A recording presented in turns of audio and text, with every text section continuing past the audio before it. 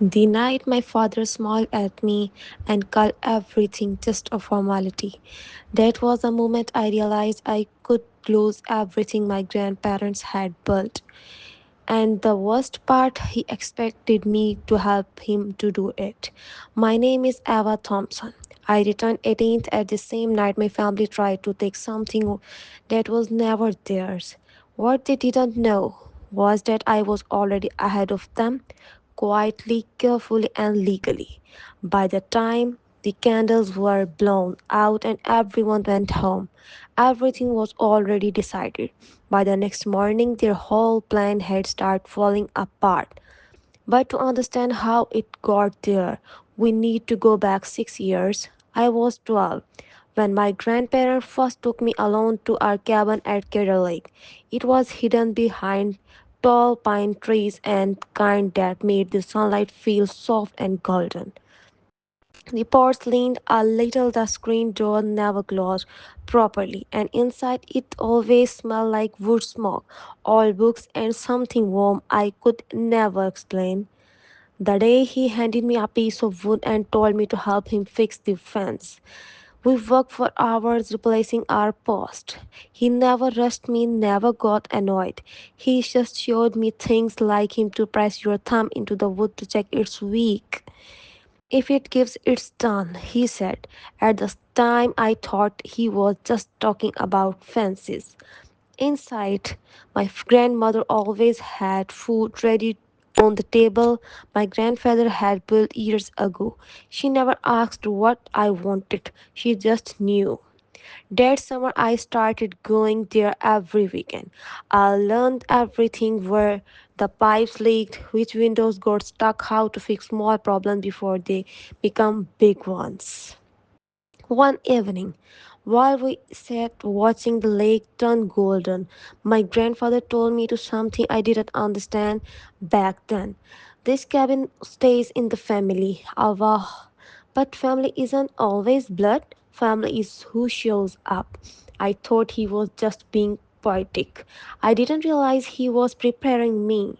Back home, I things felt different. Our horses was fine, but it never felt like the cabin.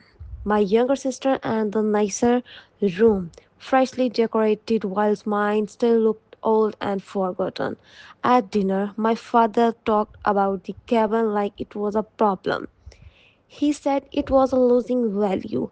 The taxes were too high. Their selling it made more sense. My mother always agreed. When I mentioned that what was grandfather said, my father just laughed, like my opinion didn't matter. That same night, I noticed a real estate flyer on the counter about lakefront development. That when I realized they were already thinking about selling it. 2 years later, my grandfather passed away.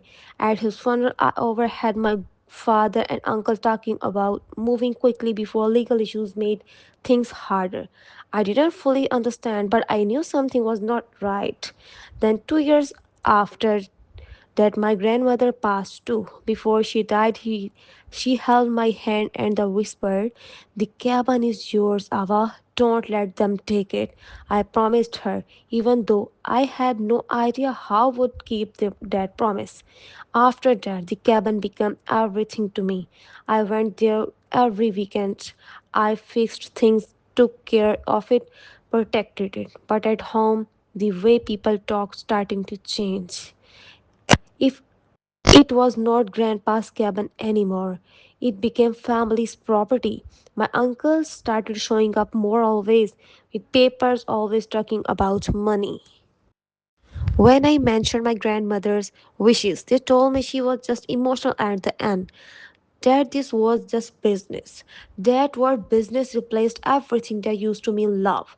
A few months before I turned 18, something unexpected happened. I found a business card hidden in the cabin, written in my grandmother's handwriting with the name on it. It was for a lawyer. I didn't call her right away, but she called me when I met her. She told me something that changed everything. 6 years earlier, my grandparents had created a legal trust. They had put the cabin, their money, everything into it, with me as the only beneficiary.